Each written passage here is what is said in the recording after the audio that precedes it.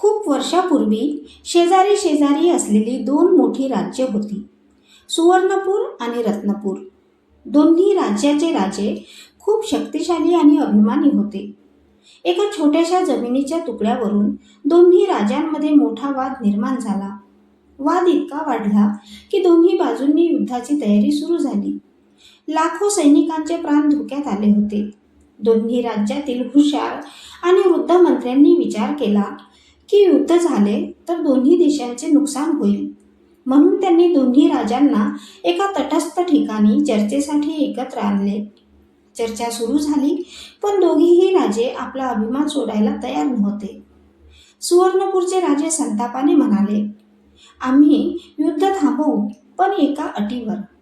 माझ्याकडे एका महान कारागिराने बनवलेल्या सोन्याच्या दोन हुबेहूब दिसणाऱ्या मूर्ती आहेत. त्या दोन मूर्ती दिसायला अगदी सारख्या आहेत. त्यांचे वजन, रंग आणि डिझाईन एकच आहे, पण त्यांच्यात एक मोठा फरक आहे. जो कोणी स्पर्श न करता किंवा मूर्ती न तोडता त्या दोन मूर्तींमधील फरक आणि त्यातील सर्वश्रेष्ठ मूर्ती कोणती हे सांगेल, त्याचे राज्य श्रेष्ठ आणि दुसरी व्यक्ती आपला दावा सोडेल. रत्नपूरच्या राजाने हे आव्हान स्वीकारले. त्यांनी आपल्या राज्यातील सर्वात अनुभवी ज्योतिषी, विद्वान आणि वृद्ध पंडितांना बोलवले. त्या विद्वानांनी दोन्ही मूर्ती खूप निरखून पाहिल्या, पण दोन्ही मूर्ती इतक्या हुबेहूब होत्या की त्यात फरक शोधणे अशक्य होते. जर चुकीचे उत्तर दिले तर राजाचा अपमान झाला असता आणि युद्ध नक्की झाले असते.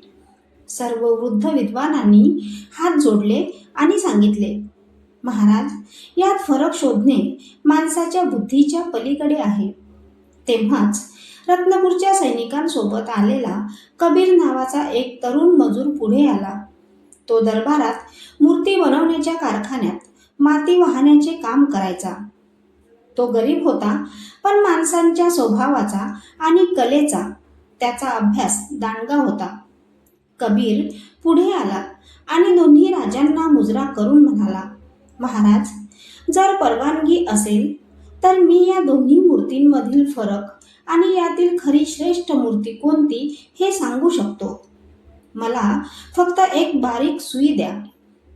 सर्व विद्वानांना आश्चर्य वाटले की ज्या मूर्तींना स्पर्श करायचा नाही तिथे हा मुलगा सुईने काय करणार. पण दोन्ही राजांनी त्याला परवानगी दिली. कबीरने दोन्ही मूर्तींना हात न लावता आपल्या हातातील सुई पहिल्या मूर्तीचे परीक्षण करण्यासाठी वापरली. कबीरने सुई पहिल्या मूर्तीच्या कानात टाकली. ती सुई एका कानातून आत गेली आणि मूर्तीच्या दुसऱ्या कानातून बाहेर आली. कबीरने तीच सुई दुसऱ्या मूर्तीच्या कानात टाकली. ती सुई एका कानातून आत गेली, पण दुसऱ्या कानातून बाहेर न येता थेट मूर्तीच्या पोटाच्या भागात जाऊन थांबली. बाहेर आलीच नाही. कबीर मागे सरकला आणि मोठ्या अभिमानाने म्हणाला, महाराज, दोन्ही मूर्ती दिसायला सारख्या असल्या तरी ही दुसरी मूर्ती सर्वश्रेष्ठ आहे. कबीरने दिलेले उत्तर ऐकून सुवर्णपूरचे राजे थक्क झाले, कारण कबीरचे उत्तर 100% बरोबर होते. त्यांनी विचारले, हे कसं शक्य झालं आणि दुसरी मूर्ती श्रेष्ठ कशी? कबीरने दिलेले उत्तर ऐकून दोन्ही राजांचे डोळे उघडले.